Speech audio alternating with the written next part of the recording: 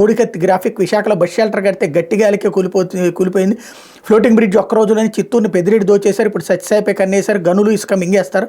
అందరి జాతకాలు రెడ్ బిక్లో మొదటి జైలుకి వెళ్ళేది పాపాలపై పెద్దరెడ్డే. తల్లికి చెల్లికి న్యాయం చేయలేదు. ఈ సీఎం ప్రజలకు ఏం చేస్తారు? టీడీపీ జనసేన మధ్య చిచ్చుకు యత్నం. వైసీపీ దుష్ప్రచారాన్ని తిప్పికొట్టాలి.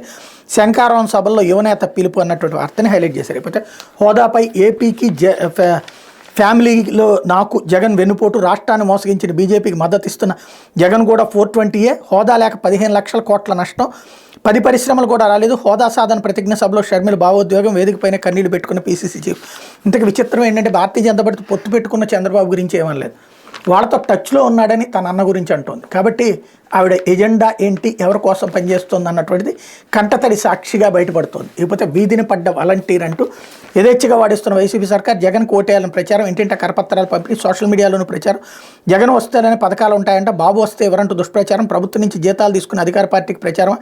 గెలుపుపై నమ్మకం లేక అడ్డదారులు. మరోవైపు చెలరేగుతున్న సైబర్ దొంగలు. లబ్ధిదారుల ఖాతాల్లోని డబ్బు మాయమంటూ మొత్తం వాలంటీర్లని సంబంధించి వాలంటీర్లని అట్లా వాడుతున్నది మాట వాస్తవం.